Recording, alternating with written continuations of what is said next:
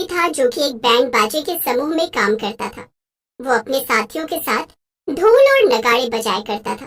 उसका काम बहुत अच्छा चल रहा था और उसका मालिक भी उसके काम से काफी खुश था। लेकिन उसकी किस्मत में तो कुछ और ही होना लिखा हुआ था।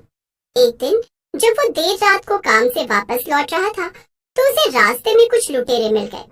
अरे ओ ढोल लगाने वाले, जरा यहीं ठहर जा, वरना तेरे लिए अच्छा नहीं होगा। अरे अरे, कौन हो तुम लोग और तुम लोग मुझे क्यों रोक रहे हो? मैंने क्या किया? अंधा है क्या तू? तुझे दिखाई नहीं दे रहा क्या कि हम लुटेरे हैं? जो हमसे पूछ रहा है कौन है हम? अब चल, तेरे पास जो कुछ भी हो हमें जल्दी से दे दे। अरे, मेरे पास इस ढोल और नगाड़े के अलावा कुछ भी नहीं है, मुझे जाने दो। लगता है ये सीधे तरीके से नहीं मानेगा, इसे पकड़ो और मारना शुरू करो। तीनों लुटेरे श्यामू को पकड़ लेते हैं और उसकी पिटाई करने लगते हैं, लेकिन श्यामू के पास से बस कुछ चिल्लर पैसे ही मिलते हैं। अरे, ये तो सच में बहुत बड़ा फकीर मालूम होता है। अब क्या करें? इसे तो हमने मुफ्त में ही पीट दिया। अब अगर इसके ऊपर हमने इतनी मेहनत की है तो ऐसे बेकार थोड़ी जाने देंगे।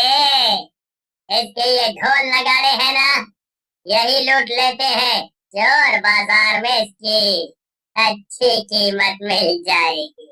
नहीं नहीं, ऐसा मत करना, ये ढोल नगाड़े ही मेरा पहला प्यार है और उससे भी बड़ी बात ये है कि मैं इनका अपनी जान से भी ज्यादा ख्याल रखता हूँ।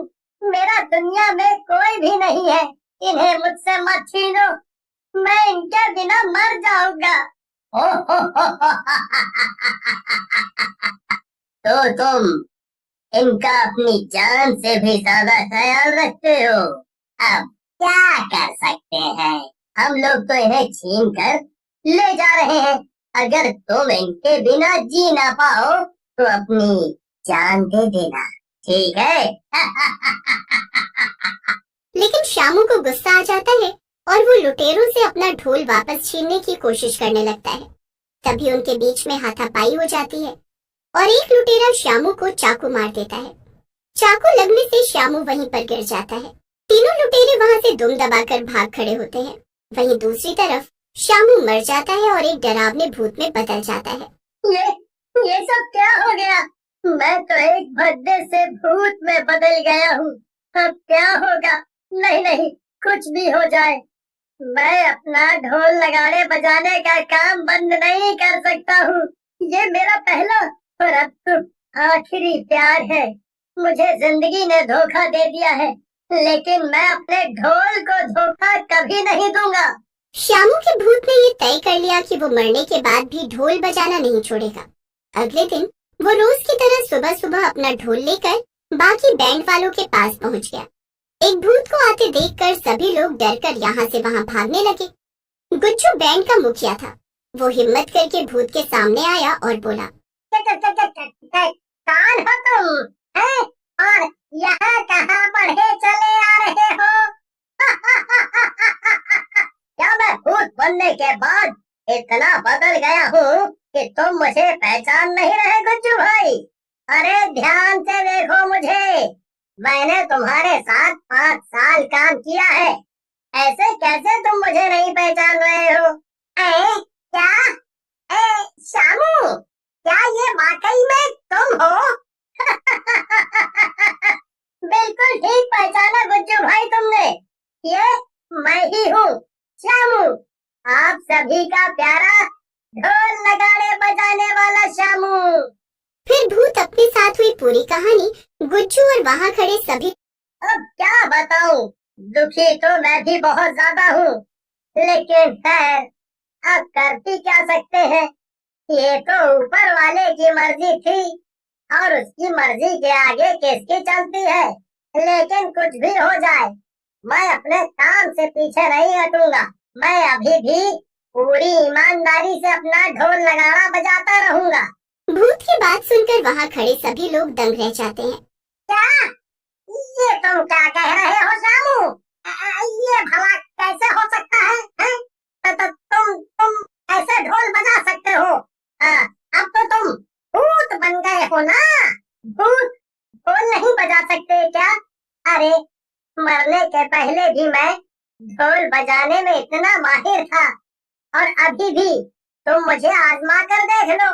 बात कला की नहीं है श्यामू, बात यह है कि अगर एक भूत हमारे बैंड में ढोल बजाएगा तो लोग क्या कहेंगे? अरे ऐसे तो लोग डर जाएंगे। तो तुम मुझे मना कर रहे हो? क्या तुम्हें अपनी जान प्यारी नहीं है? तुम्हारी मुझे मना करने की हिम्मत भी कैसे हुई? भूत की धमकी सुनकर वहाँ खड़े सभी लोग डर गए। मजबूरी में उन्हें भूत को भी अपने साथ ले जाने के लिए मानना ही पड़ा।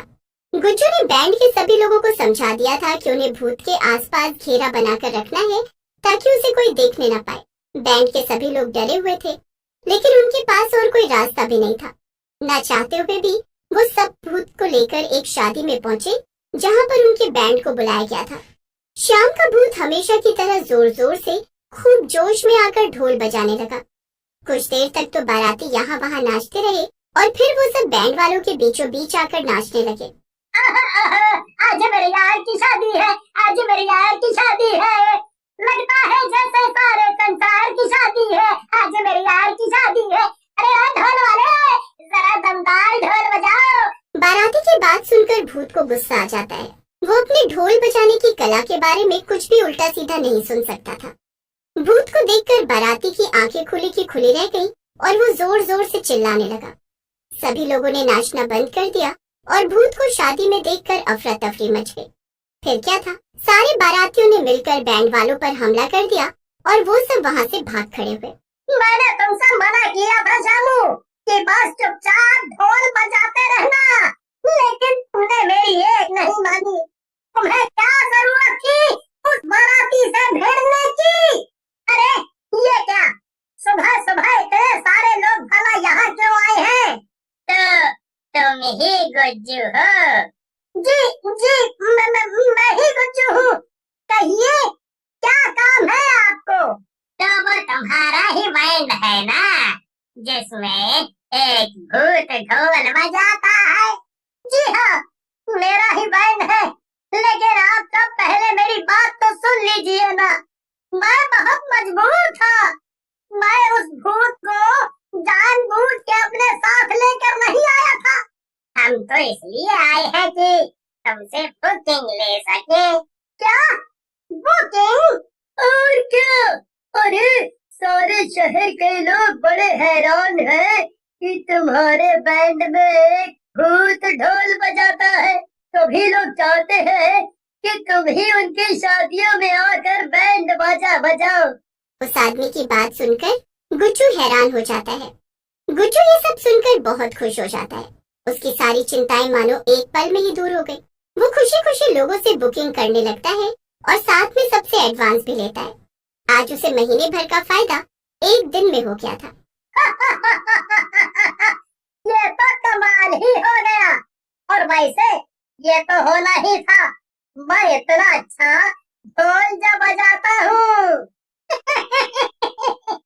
बिल्कुल बिल्कुल श्यामू, और अब तो तुम्हें बहुत ढोल बजाना है। हम पूरे महीने के लिए बुक हो गए हैं। ओहो, क्यों नहीं, मैं तो एकदम तैयार हूँ। मैं तो बिना थके लगातार कई महीनों और सालों तक भी ढोल बजा सकता हूँ। फिर क्या था, श्यामू भूत ढोल बजाने वाला पूरे इलाके में मशहूर हो गया और इससे गुज्जू का भी बहुत फायदा